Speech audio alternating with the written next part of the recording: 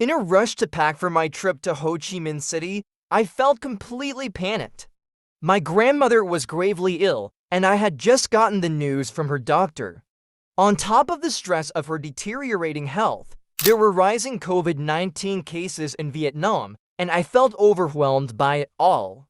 But there was another concern nagging at me. I didn't have time to buy any American gifts for my relatives. In my family, it's common to bring things from the US. My uncle, who lives in Texas, always fills his suitcase with Dollar Tree items, even though many of those things were made in Vietnam. I felt embarrassed at the thought of showing up empty-handed. Because, as my family had always said, America is better.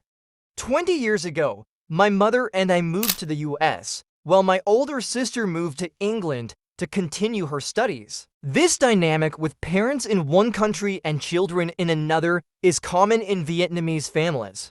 We weren't refugees, we chose to leave Vietnam, chasing the American dream. For years, I believed in it too. I never imagined I would return to Vietnam. What for? We were always taught not to look back after moving forward.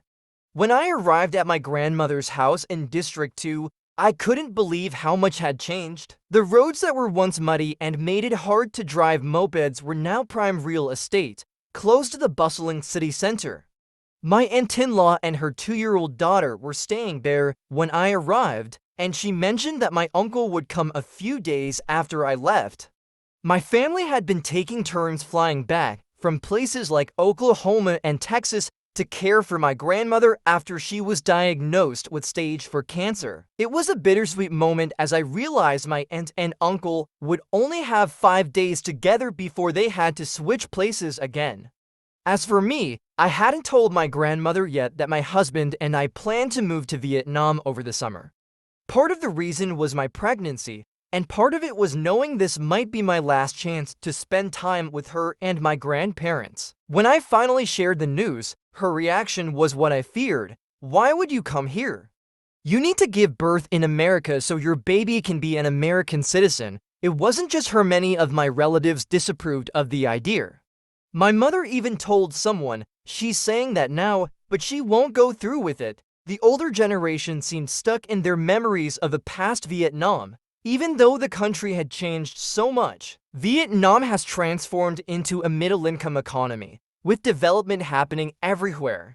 When I was younger, many of my relatives lived in houses with roofs made of banana leaves. Now, they own apartments in high-rise buildings. I tried to explain my decision. More than reconnecting with my roots, I wanted my baby to know Vietnam, to understand the spirit and culture that shaped me. That's not something I could teach alone. When I met my 26-year-old cousin for dinner in District 1, I found some support. She had also lived in the US for a while and understood the difficulties of being a minority, especially with the rise of anti-Asian violence. She explained that working in Vietnam, while challenging, offers more flexibility than in America. If you want to follow the corporate ladder, America is better, but in Vietnam, there's room to create your own path. It was clear that my cousin was thriving here. She was young, talented, and benefiting from how much Vietnam values American education. Those with US degrees could earn much more than their peers, and Vietnam seemed eager to bring back talent from abroad. As a soon-to-be mother, I also found Vietnam appealing for other reasons: affordable childcare, a high quality of life, and a deep emphasis on family values. In the US, having a baby often feels like something you need to overcome quickly. People ask when you're going back to work. But in Vietnam, there's more respect for motherhood. Women get 6 months of paid leave after giving birth, and one of my cousins even took 3 months off to work from home after a miscarriage, without any questions asked. Living in New York, I had felt torn between two options: moving upstate for safety or staying in the city for its diversity, but living in fear of anti-Asian attacks. I got tired of imagining those choices. Oddly enough, moving back to Vietnam with 4 pets and a baby on the way seemed simpler than navigating life in America.